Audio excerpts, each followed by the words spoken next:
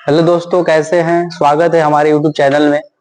आज हम फिर से पढ़ाने वाले हैं एग्जाम्पल, और वो भी लेसन नंबर 5 का एनसीईआरटी क्लास 12 का मैथ। लेसन का नाम है संतत्य तथा अवकलनीयता को कंटिन्यूटी एंड डिफरेंशियबिलिटी। ठीक है। और इसके पहले वाले वीडियो में हमने 1 से लेकर 14 तक एग्जाम्पल दे दिया है, और एग्जाम्पल नंबर जो 15 है बताने जा रहे हैं, और जो एग्जाम्पल नंबर जो 15 है जो बहुत इंपॉर्टेंट है। ठीक है, क्लास 12 के एग्जाम के लिए बहुत ज्यादा इंपॉर्टेंट है, और थोड़ा सा इसे समझना कठिन है, लेकिन आपको एकदम आसान से आसान भाषा में मैं आपको समझाऊंगा। ठीक है, तो एग्जाम्पल नंबर 15 समझ लेते हैं। ठीक है, देखिए एग्जाम्पल नंबर 15 क्या है। F x equal to greatest integer, इसको पढ़ते हैं इंग्लिश में ग्रेटेस्ट इंटीजर, हिंदी में पढ़ते हैं महत्तम पूर्णांक। ठीक है, F x equal to greatest integer द्वारा परिभाषित फलन महत्तम पूर्णांक फलन के अशांत समस्त बिंदुओं पर ज्ञात करना है। ठीक है, हमारे पास क्वेश्चन जो है F x equal to greatest integer, इसको इंग्लिश में पढ़ते हैं ग्रेटेस्ट इंटीजर। ठीक है, आसान भी रहता है पढ़ने में ग्रेटेस्ट इंटीजर, नहीं तो महत्तम पूर्णांक पढ़ सकते हो। कह रहा है कि सभी बिंदुओं पे असांतत्य दिखाना है, असांतत्य ज्ञात करना है। ठीक है, तो सबसे पहले जो आपको फंक्शन दिया है ना वो लिख लेते हैं। एफ एक्स इक्वल टू क्या दिया है, ग्रेटेस्ट इंटीजर। तो इस ग्रेटेस्ट इंटीजर को हम लोग सॉल्व करते हैं, लेकिन उसके पहले हम थोड़ा ग्रेटेस्ट इंटीजर के जो वैल्यू है ना हम लोग उसको समझ लेते हैं। देखिए ग्रेटेस्ट इंटीजर क्या होता है, अगर आपसे पूछा जाए ग्रेटेस्ट इंटीजर 4 का मान कितना होगा, 4। ठीक है, अगर मैं पूछूं ग्रेटेस्ट इंटीजर 5 का मान कितना होगा, 5। ठीक है, ग्रेटेस्ट इंटीजर 6 का मान कितना होगा, 6। इसका मान आसानी से बता सकते हो। लेकिन अगर मैं पूछूं ग्रेटेस्ट इंटीजर 4.1 का मान कितना होगा, 4। अगर मैं पूछूं ग्रेटेस्ट इंटीजर 3.5 का मान कितना होगा, 3। हमेशा कम वाले वैल्यू लेंगे अगर डेसिमल में रहेगा। अगर मान लीजिए हम पूछ रहे हैं ग्रेटेस्ट इंटीजर 2.9 का वैल्यू कितना होगा, 2 होगा। कितना होगा, 2। उसी प्रकार ग्रेटेस्ट इंटीजर 5.3 का मान कितना होगा, 5। यानी हमेशा कम वाला वैल्यू। अगर हम देखें तो एक नंबर लाइन बना के समझ लेते हैं, जैसे कि आपको मैं इससे भी आसान भाषा में समझा सकता हूं। जैसे कि आपको एक नंबर लाइन है, यहाँ 0 है, यहाँ 1 है, यहाँ 2 है, यहाँ 3 है, यहाँ 4 है, यहाँ -1 है, -2, -3, -4। ठीक है, अगर कहा जाए आपको या इसके बीच में 0.5 आता है, तो मैं आपसे 0.5 का ग्रेटेस्ट इंटीजर पूछूं तो आप बताओगे 0। क्या बताओगे, इससे कम वाला, इससे कम वाला, इससे कम क्या है, 0। अगर मैं पूछूं, देखिए अगर इसके बीच में अगर 1.5 आता है, अगर मैं पूछूं ग्रेटेस्ट इंटीजर 1.5 का मान क्या होगा, तो 1 होगा। क्या होगा, 1। क्या होगा, फिर इसके बीच में मान लीजिए ग्रेटेस्ट इंटीजर 2.5 आता हो, तो मैं अगर इसके ग्रेटेस्ट इंटीजर 2.5 का मान पूछूं तो क्या बताओगे, 2। इसके पीछे क्या है, 2। उसी प्रकार मैं यहां पूछूं, बताइए चलो -0.5 का ग्रेटेस्ट इंटीजर क्या होगा, -1। कम वाला लेंगे, हमेशा कम वाला। अगर इसके बीच में -1.5 आता है ग्रेटेस्ट इंटीजर, तो इससे कम वाला क्या होगा, -2। ठीक है, तो हमारी बात आपको समझ में आ रहा होगा।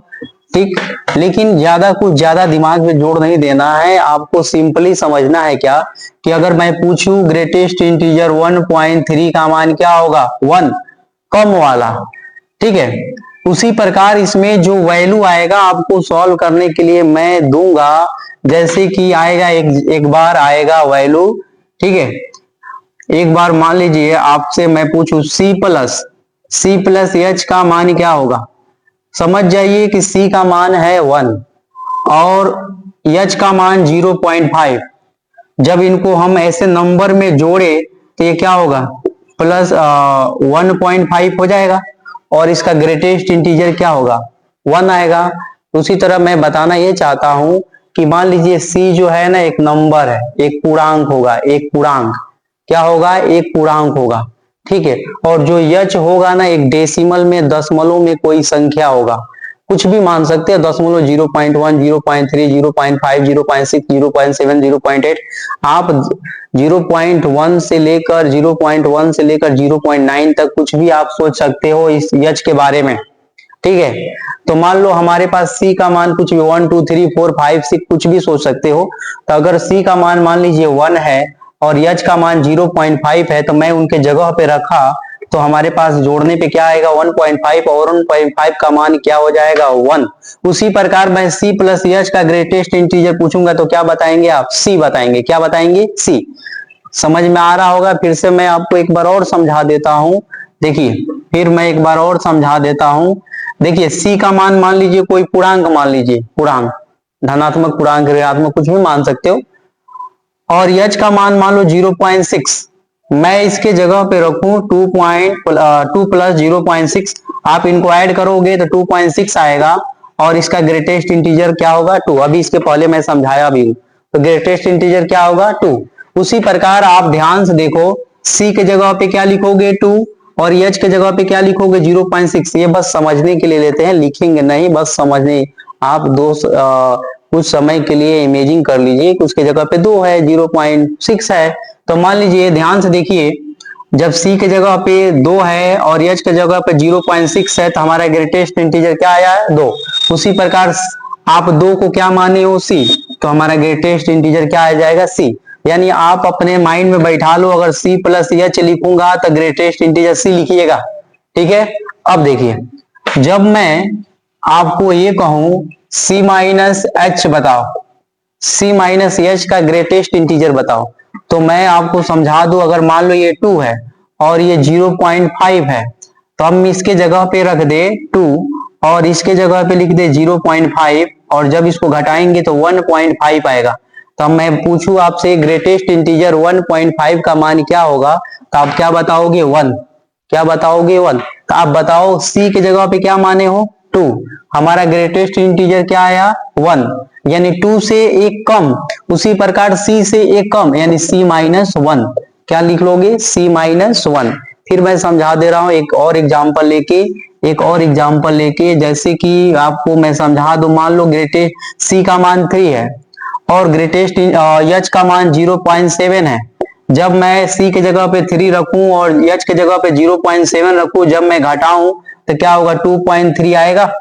2.3 क्या आएगा 2.3। और मैं पूछूं 2.3 का ग्रेटेस्ट इंटीजर क्या होगा 2 होगा। तो आप ध्यान से देखो, सी के जगह पे क्या माने हो 3, क्या माने हो 3, और तुम्हारा मान आंसर कितना आया 2, यानी 3 से एक कम। उसी प्रकार सी से एक कम, सी से एक कम, यानी जब भी आपको सी माइनस एच दिखेगा, आपको सी माइनस 1 लिखना पड़ेगा। अपने दिमाग में फिट कर लीजिए कि आपको अगर सी माइनस एच दिखे ग्रेटेस्ट इंटीजर में, तो आपको सी माइनस 1 लिखना पड़ेगा। ठीक है। तो इसको सॉल्व करते हैं, बस इसको समझना था। अब हम इसको प्रूफ करते, मतलब इसको आपको दिखाते हैं कि हर बिंदु पे आसान तथ्य है। तो आपको मानना पड़ेगा क्या, इसको मान लेते हैं कोई वास्तविक संख्या है या पूर्णांक, मान लो कोई भी, मान लीजिए कोई वास्तविक संख्या या कोई पूर्णांक मान लीजिए। ठीक है। तो माना, हम मान लेते हैं कोई पॉइंट, माना स्मॉल ए एक, चलो सी मान लीजिए, माना सी ए कोई पूर्णांक है। क्या है, पूर्णांक है। ठीक है। माना सी कोई पूर्णांक है। ठीक है। तो हम x इक्वल टू सी पर हम fx का मान आपसे पूछूं तो क्या बताओगे, x इक्वल टू सी पर मैं fx का मान अगर पूछूं आपसे तो क्या बताओगे, इस मान को इसमें रखोगे तो क्या आ जाएगा f of c equal to greatest integer c, और ग्रेटेस्ट इंटीजर c का मान क्या आएगा c। मैं आपको पहले ही समझा दिया था, ग्रेटेस्ट इंटीजर c का मान c आएगा, ग्रेटेस्ट इंटीजर 1 का मान 1 आएगा, ग्रेटेस्ट इंटीजर 2 का मान 2 आएगा। ठीक है। अब हम क्या ले लेंगे, लेफ्ट हैंड लिमिट लेंगे। लेफ्ट हैंड लिमिट क्या लोगे, x इक्वल टू सी पे निकालोगे। क्या, left hand limit x equal to C पे निकालोगे और लिमिट क्या लिखोगे, limit x tends to C negative, और यहाँ पे fx, और fx का मान आपको अच्छी तरह से पता है क्या दिया है, ग्रेटेस्ट इंटीजर x। ठीक है। तो हम लिख लेंगे limit x tends to C negative, और यहाँ हो जाएगा ग्रेटेस्ट इंटीजर x। अब क्या करेंगे, आपको लेफ्ट हैंड लिमिट निकालने का एक तरीका होता है, जो पॉइंट दिया रहता है ना उसी में माइनस एच जोड़ लेते हैं। जो पॉइंट दिया रहता है उसी में माइनस एच जोड़ लेते हैं। तो इसमें क्या हो जाएगा, x equal to C minus h. हमने क्या किया, इस पॉइंट पे माइनस एच जोड़ लिया, तो हमारे पास क्या आ गया, x equal to C minus h. अब क्या कर लेंगे, इस x का वैल्यू देखो ध्यान से, क्या दिया है, c दिया है, तो यहाँ c लिख देंगे। C equal to C minus H, और ये c से c कट जाएगा, h का मान हमारे पास शून्य आ जाएगा। अब आप देख रहे होंगे जब आपके पास x इक्वल टू सी दिया था तो आपने लिमिट लिया x tends to C negative, उसी प्रकार आपके पास limit h equal to zero दिया है तो आप लिमिट h का मान जीरो दिया है तो अब आप लिमिट लोगे h टेंड्स टू जीरो। जब आपके पास x इक्वल टू सी दिया है तो आपने लिया x tends to C negative, उसी प्रकार h इक्वल टू जीरो दिया है तो आपको लिमिट लेना पड़ेगा h टेंड्स टू जीरो। ये निगेटिव जो दिखा रहा है माइनस, ये पहचान होती है लेफ्ट हैंड लिमिट की, इसी से पहचान करते हैं लेफ्ट हैंड लिमिट की, यह ध्यान रखिएगा, ठीक है। तो लेफ्ट हैंड लिमिट की पहचान कैसे करते हैं, सी निगेटिव से। अब हम इसमें मान रखते हैं, देखिएगा मान रखेंगे तो क्या आएगा, जब आपको इस x जगह पे क्या लिखना पड़ेगा, पहले लिमिट लिख लीजिए, लिमिट इस लिमिट को हटा के क्या लिखेंगे, h tends to zero, h tends to zero, और इस x की जगह पे क्या लिखेंगे, c माइनस एच, तो हम यहाँ लिख देंगे c माइनस एच। और मैं अभी के अभी समझाया हूं कि आपको c माइनस एच दिखेगा तो आपको c माइनस वन ले लेना है, क्या ले लेना है, c माइनस वन, ठीक है, c minus one, c minus क्या ले लेना है, वन। देखिए मतलब c माइनस वन, आप सोच रहे हो कि इसका मान रख दे सर c माइनस जीरो हो जाएगा, आसानी से c आ जाएगा, तो ऐसा कुछ नहीं है। आपको c greatest integer c minus H का मान होता है c माइनस वन, ठीक है। अब राइट हैंड लिमिट ले लेते हैं, RHA ले लेते हैं, क्या दिया है, x इक्वल टू सी पर हमारे पास लिमिट क्या हो जाएगा, limit x tends to C plus f of x। मैं बता दूं कि यहाँ x tends to C plus दिया है, ये पहचान होती है प्लस से, मतलब ये राइट हैंड लिमिट की, यहाँ c प्लस दिया है यानी राइट हैंड लिमिट की पहचान होती है कि x tends to C plus मतलब राइट हैंड लिमिट। अब हम क्या करेंगे, जो पॉइंट दिया रहेगा उसी में हम प्लस h जोड़ देंगे। लेफ्ट हैंड लिमिट में माइनस एच जोड़ते हैं और राइट हैंड लिमिट में प्लस एच जोड़ते हैं, ध्यान रखिएगा जो पॉइंट दिया रहेगा तो आपको पुट करना पड़ेगा x equal to C plus h. ध्यान से देखिए हमने c प्लस एच जोड़ दिया, एच जोड़ा, केवल इस पॉइंट में हमने केवल एच जोड़ा है।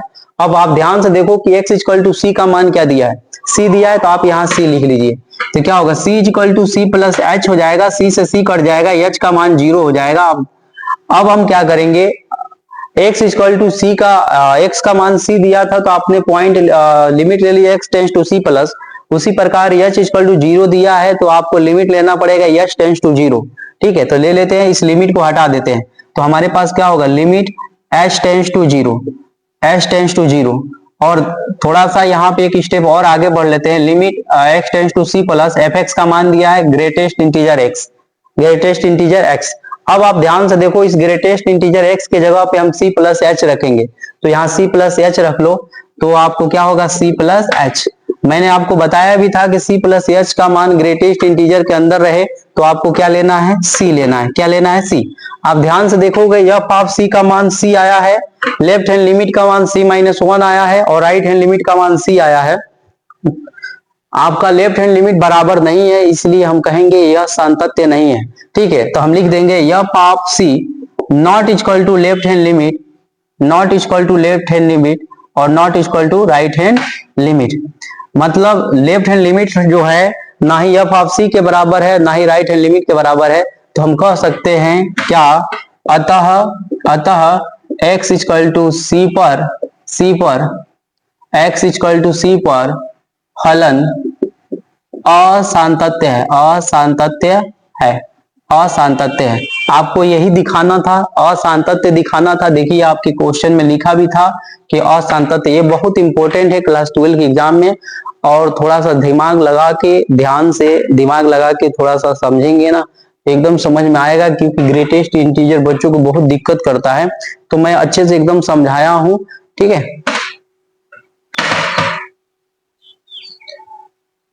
अब हम लोग एग्जाम्पल नंबर 16 पढ़ते हैं। एग्जाम्पल नंबर 16 क्या दिया है, कह रहा है कि सिद्ध कीजिए कि प्रत्येक परिमेय फलन संतत होता है। कह रहा है कि सिद्ध कीजिए कि प्रत्येक परिमेय फलन संतत होता है। परिमेय फलन, और परिमेय ऐसा दिया नहीं है कि कोई फंक्शन करके दिया नहीं है, फलन करके दिया नहीं, बस बोला है कि परिमेय फलन। तो हम लोग क्या करेंगे, कोई परिमेय फलन लेंगे। तो मान लेते हैं क्या, हमारे पास कोई परिमेय फलन है, क्या है, माना परिमेय फलन क्या है, एफ एक्स इक्वल टू मान लेते हैं पी एक्स अपान में क्यू एक्स, ठीक है। लेकिन आप समझ सकते हो कि कोई भी परिमेय संख्या जीरो के बराबर नहीं होती है, इसीलिए क्यू एक्स को हम शून्य के बराबर नहीं लिखेंगे, हम नॉट इक्वल टू जीरो दे देंगे, क्योंकि अगर ये जीरो के बराबर हो गया तो उसको परिमेय नहीं बोला जाता है। आप अच्छे तरह से जानते हो, पिछले छोटे क्लास में आपको अच्छे से पढ़ाया जाता है कि जो P अपान Q के रूप में होता है, लेकिन उसका Q जो हर जो होता है जीरो के बराबर नहीं होता है, उसे ही परिमेय कहते हैं, ठीक है। तो आपको एक परिमेय संख्या मिल गया और आपको इसको दिखाना पड़ेगा कि यह हर परिमेय फलन जो होता है संतत्य होता है। तो ऐसे तो हम कोई पॉइंट भी लेके समझा सकते हैं, चलो एक पॉइंट लेके समझाएंगे तो अच्छे से समझ में आ जाएगा। तो हम सबसे पहले एक पॉइंट ही ले लेते हैं, चलो कोई पॉइंट मान लेते हैं, जैसे कि हम लोग कोई भी पॉइंट वास्तविक संख्या या पूर्णांक कुछ भी मान सकते हैं, जिससे हम इसको परिभाषित कर सके कि यह संतत्य होता है, ठीक है। तो ले लेते हैं, हम इस किसी पॉइंट पे दिखाएंगे इसको। वैसे तो दो इसमें फंक्शन है, एक P x upon q x है, एक परिमेय भी होता है, थ्योरम होता है एच एक्स एच ऑफ जी, इससे भी दिखा सकते हैं, लेकिन हम कहेंगे ना किसी पॉइंट से दिखाएंगे तो अच्छे से समझ में आएगा, ठीक है। तो एक पॉइंट ले ही लेते हैं कि माना सी कोई वास्तविक संख्या है, वास्तविक संख्या, चलो वास्तविक संख्या ही ले लेते हैं, ठीक है। पूर्णांक भी ले सकते हो आप, प्लस माइनस में कोई आप पूर्णांक ले सकते हो, ठीक है। वास्तविक संख्या भी ले सकते हो। तो हमने माना सी कोई वास्तविक संख्या है। अब x इक्वल टू सी पर हम इस पॉइंट को दिखाएंगे, F of C equal to, ठीक है, एफ एक्स पहले ले लेते हैं, F x equal to P x upon में क्यू एक्स, ये हमारे पास जो परिमेय संख्या है वही है। तो हम क्या करेंगे, x इक्वल टू सी इसमें रखेंगे, तो हमारे पास क्या होगा, F of C equal to P C upon में क्यू सी, ये हमारे पास आ गया, ठीक है। अब हम लिमिट ले लेते हैं, लेफ्ट हैंड लिमिट ले लेते हैं। लेफ्ट हैंड लिमिट क्या है, limit x tends to zero नहीं, x tends to C negative, और किस पे निकालना है, x इक्वल टू सी पे। हमने एक सी कोई संख्या माना है, लेकिन याद रहे इसमें जीरो नहीं होना चाहिए, याद रहे कि इसमें जीरो नहीं होना चाहिए, अगर ये जीरो होगा तो दिक्कत हो जाएगा, ठीक है। अगर ये जीरो होगा तो पूरा जीरो कर देगा, ठीक है।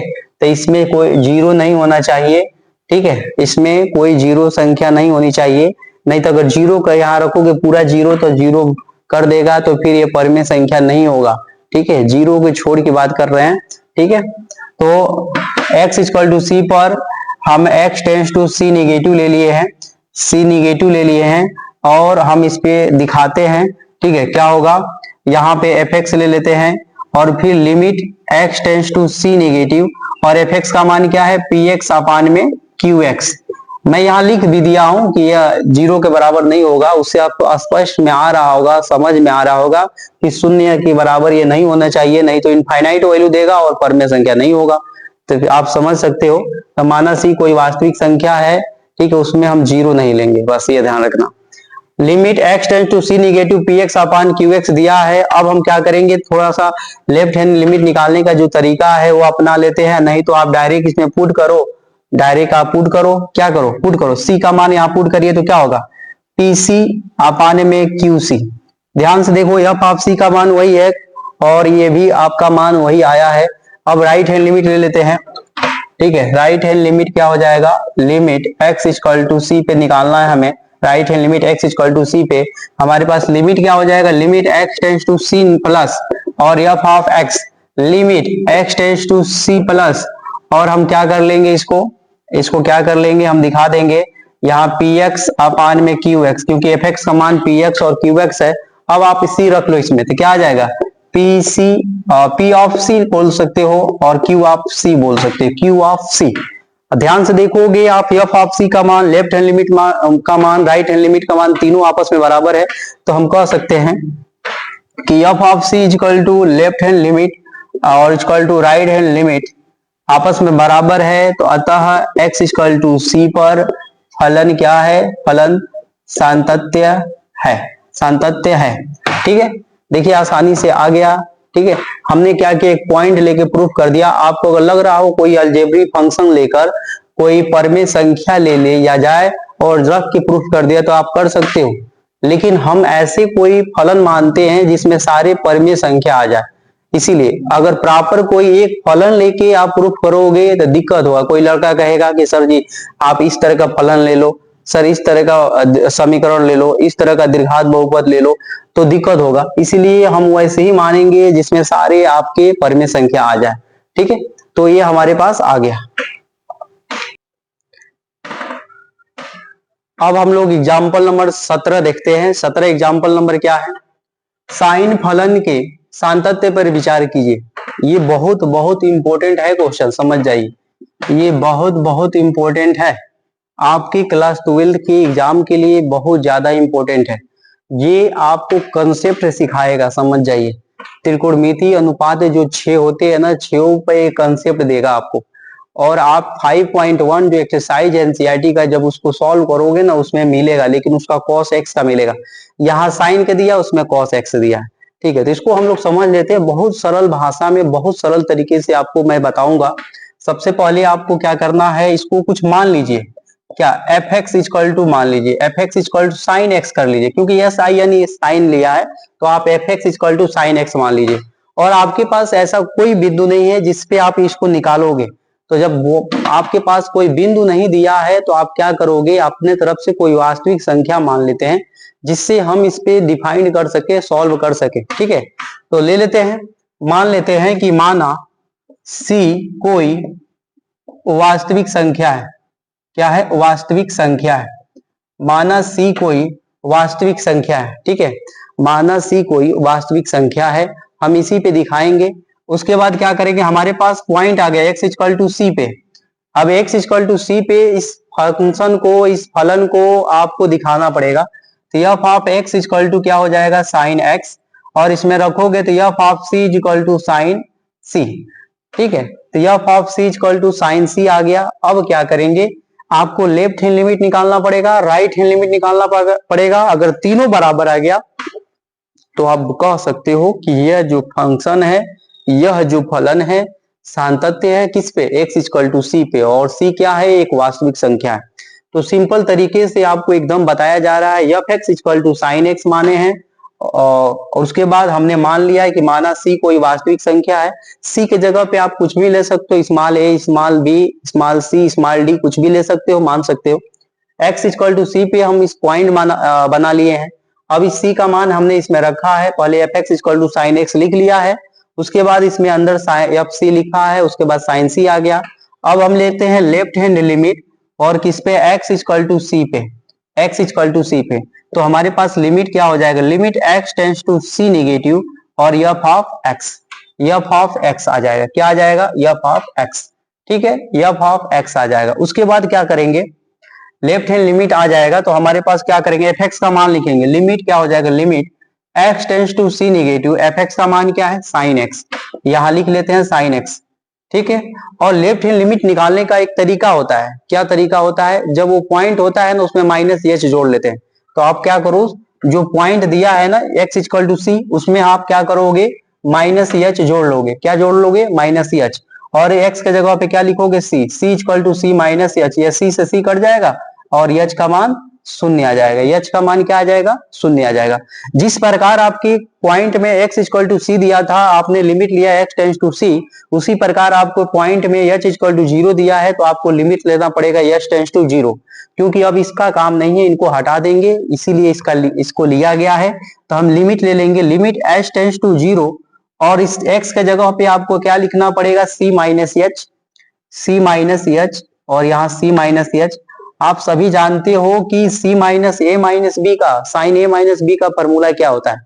तो उसी फॉर्मूले पे इस तोड़ देंगे, उसी फॉर्मूले पे इसे तोड़ देंगे, तो क्या आ जाएगा, limit h tends to zero, sine c, sine क्या हो जाएगा, साइन सी, और साइन एच, माइनस है तो sorry, sign C cos h, और माइनस है तो माइनस ले लेंगे, और इस एच के क्या ले लेंगे, फॉर्मूला क्या होता है, साइन सी कॉस एच, और फिर कॉस सी साइन एच, ये फॉर्मूला होता है।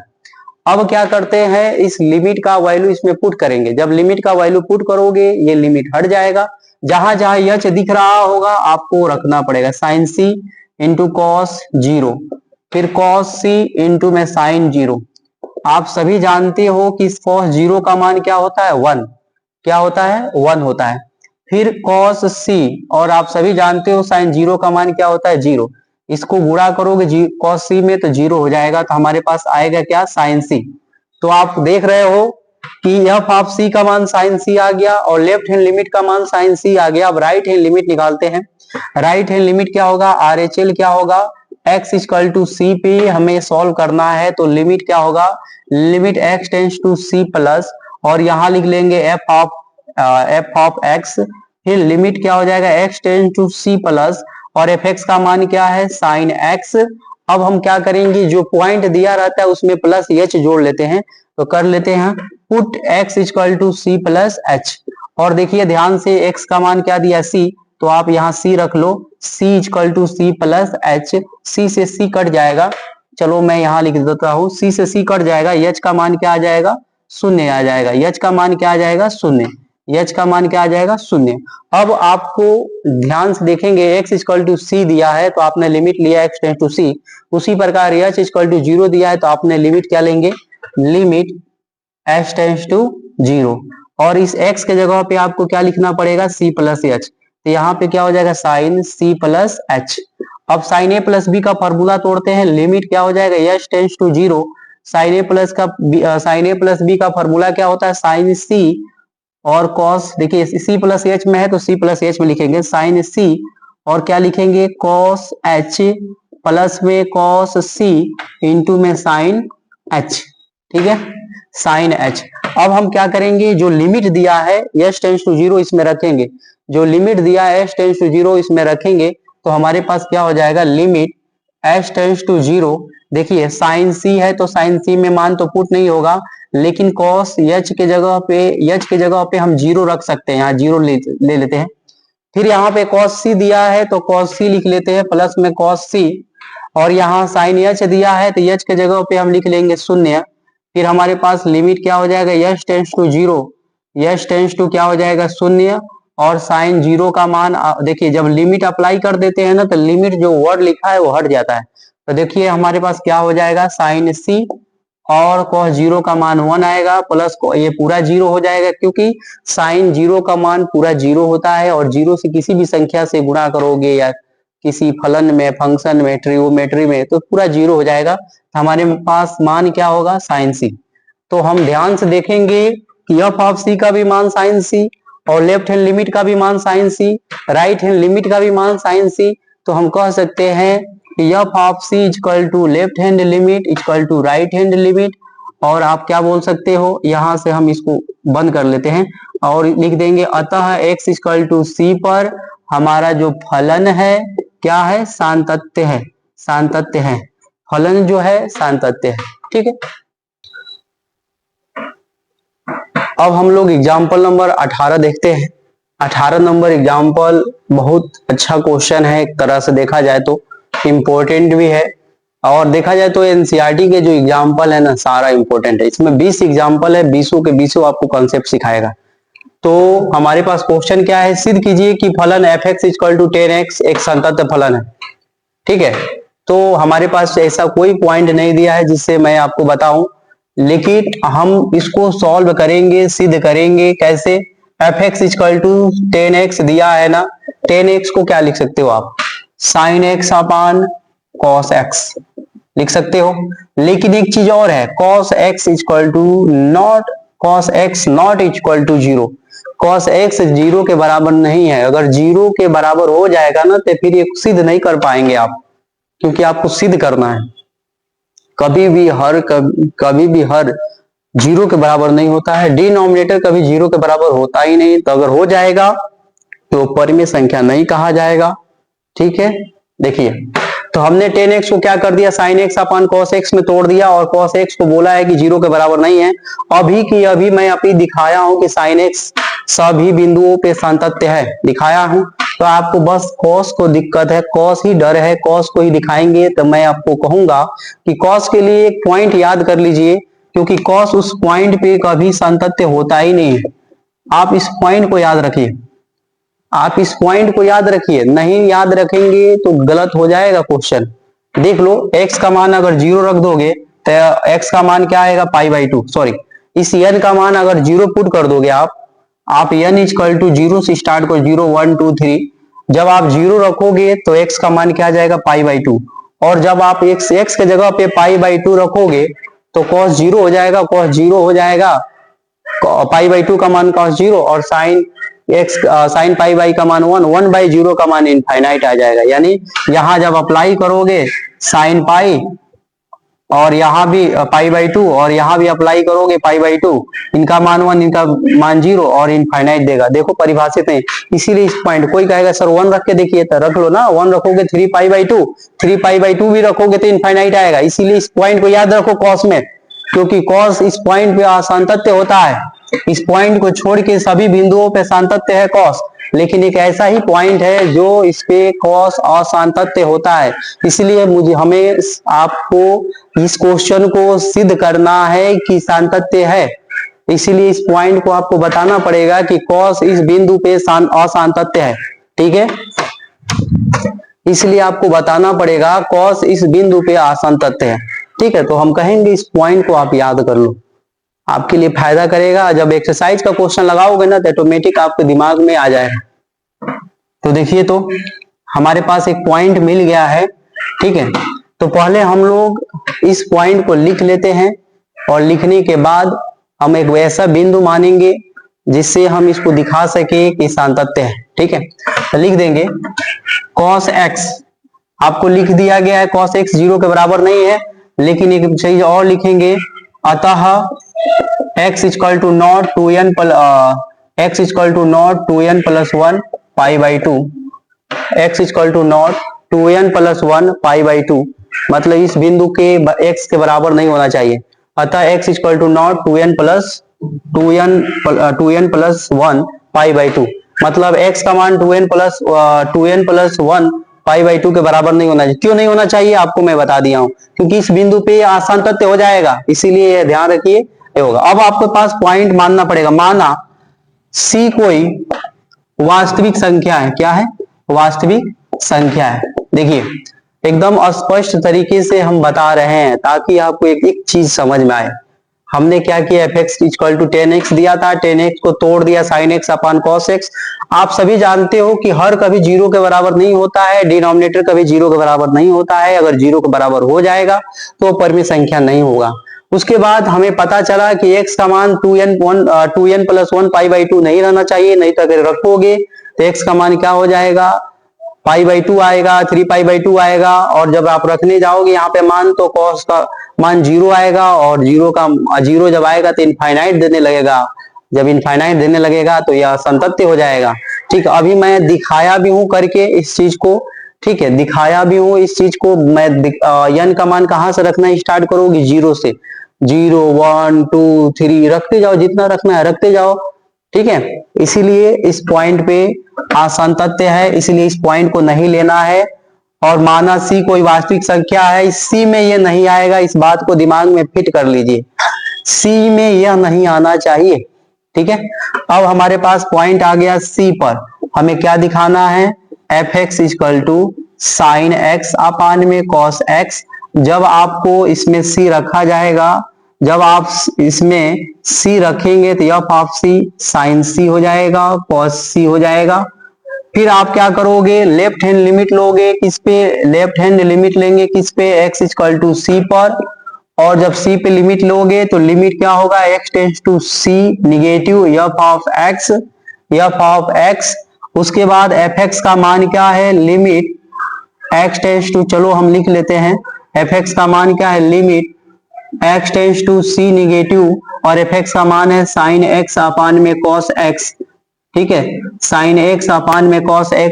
अब हम क्या करेंगे, पुट करेंगे, क्या पुट करेंगे, x equal to c minus h. हमने बताया था कि इस पॉइंट में माइनस एच घटा जोड़ लेना है, हमने वही किया।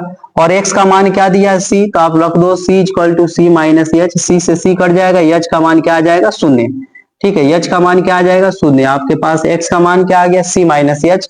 अब क्या करेंगे, जिस तरह आपको x इक्वल टू c दिया था, पॉइंट आपने लिमिट लिया x टेंड्स टू c, उसी प्रकार आपके पास पॉइंट h इक्वल टू 0 आ गया, तो आपको लिमिट लेना पड़ेगा h टेंड्स टू 0।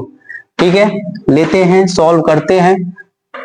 तो हमारे पास क्या आ जाएगा, लिमिट h टेंस टू 0, और इस x के जगह पे क्या लिखेंगे, देखिए यहाँ पे घेर दिया हूं कि ताकि आपको स्पष्ट समझ में आए, c माइनस एच लिखेंगे, c माइनस एच, और इधर भी cos c माइनस एच। आपको क्या करना है, डायरेक्ट मान नहीं रखना है, क्योंकि इनके फॉर्मूले होते हैं, इन पे तोड़ेंगे आपको, इसको आप तोड़ेंगे, फॉर्मूले को तोड़ेंगे, sine a minus b cos a minus b का फॉर्मूला याद है, limit h tends to 0, sine a minus b का फॉर्मूला क्या होता है, साइन सी, मतलब सी के रूप में है तो सी के रूप में लिखो, sine C cos H minus में कॉस सी साइन एच।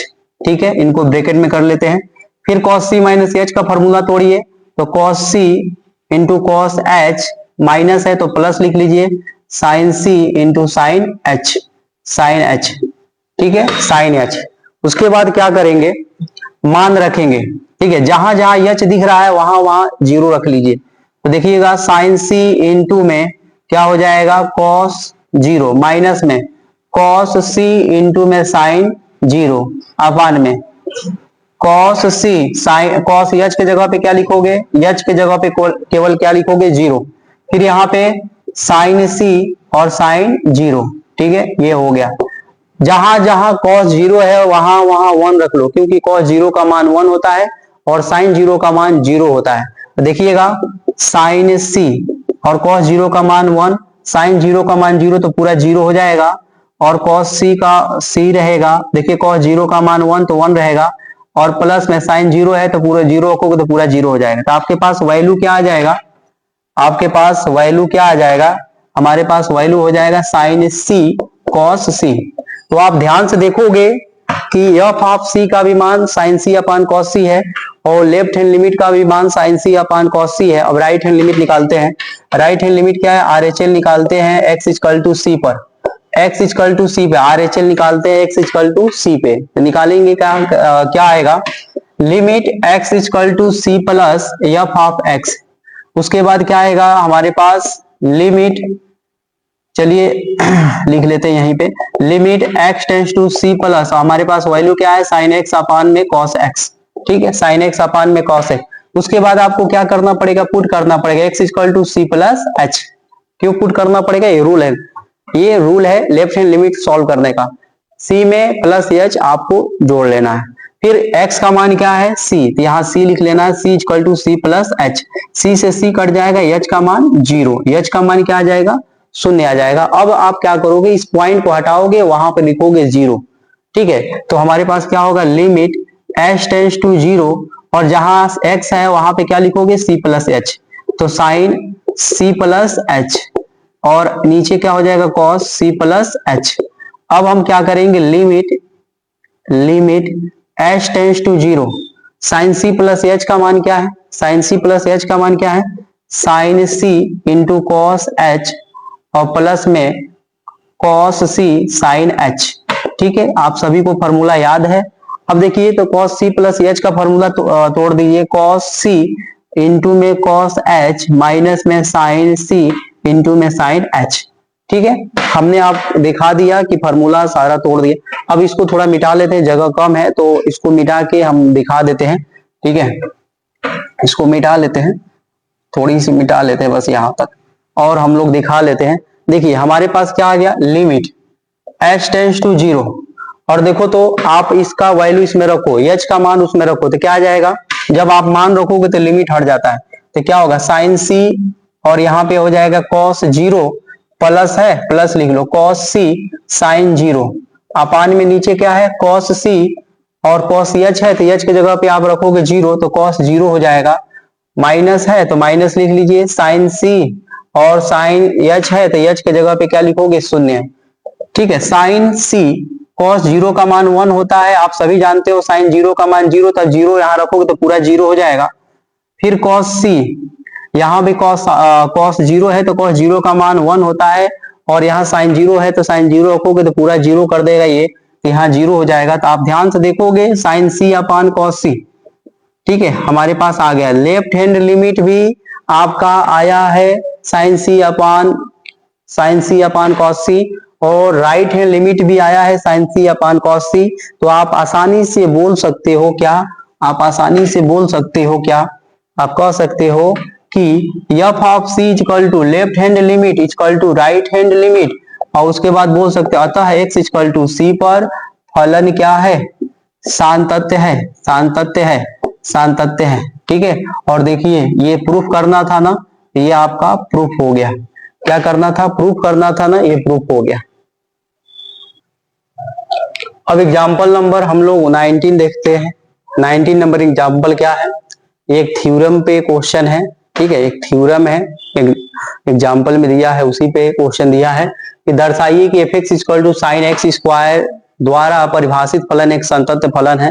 दर्शाइए मतलब सिद्ध कीजिए, आपको अनिवार्य है कि दिखाना पड़ेगा कि ये संतत्य है।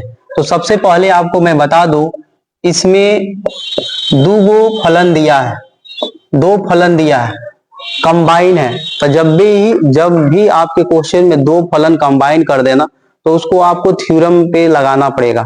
जैसे कि हम इसको मान लेते हैं, एच एक्स इक्वल टू मानेंगे साइन एक्स और जी एक्स इक्वल टू मानेंगे एक्स स्क्वायर। देखिए अलग अलग हमने कर दिया, साइन को एच एक्स मान लिया और एक्स स्क्वायर को जी एक्स मान लिया। जो शुरुआत में रहेगा एच एक्स, जो बाद में रहेगा आपको एक्स स्क्वायर। उसके बाद आपको ये देखना पड़ेगा कि क्या यह एच ऑफ जी दिया है कि ये जी ऑफ एच दिया है, ये देखना पड़ेगा। ठीक है, तो हम चेक कर लेते हैं कि दोनों में से कौन दिया है। चलो पहले एच ऑफ जी देख लेते हैं। अगर इसी में आ जाता है तो हमें जी ऑफ एच निकालने की जरूरत नहीं है, जी ऑफ एच निकालने की जरूरत नहीं। अगर ये आ जाएगा तो देखते हैं। आप इस ओ को देख रहे होंगे, ये ओ का मतलब होता है ब्रैकेट, इस ओ का मतलब होता है ब्रैकेट। तो देखिए हम क्या करेंगे, एच लिखने के बाद ब्रैकेट लिखेंगे और जी लिखेंगे, जी लिखने के बाद इसमें कोई एक्स का फंक्शन लिख लेंगे, एक्स लिख लेंगे। ठीक है, एक्स लिख लेंगे। लिखने के बाद हम क्या करेंगे, आपके पास जी एक्स का मान दिख रहा होगा, आप इसके जगह पे रख लो जी एक्स जगह पे, तो आप देखो क्या आएगा, एक्स स्क्वायर। फिर आपको एच एक्स का मान दिख रहा होगा, एच एक्स का मान दिख रहा है। जब यहाँ एक्स है तो साइन एक्स है, और जब इस एक्स के जगह पे एक्स स्क्वायर कर देंगे तो यहाँ पे क्या आ जाएगा, साइन एक्स स्क्वायर। तो आप क्या कर दीजिए, यहाँ पे स्क्वायर रख दीजिए, तो ये आपके मान पे क्या आ जाएगा, साइन एक्स स्क्वायर। तो हमें पता चल गया है कि एच ऑफ जी दिया है। क्या दिया है, एच ऑफ जी दिया है। और ये बताइए एच ऑफ जी किसके बराबर आ गया, तो अभी इसको हटा लेते हैं। एच ऑफ जी किसके बराबर आ गया, साइन एक्स स्क्वायर किसके बराबर है, एफ एक्स के बराबर। तो हमारे पास H of G F X के बराबर हो गया।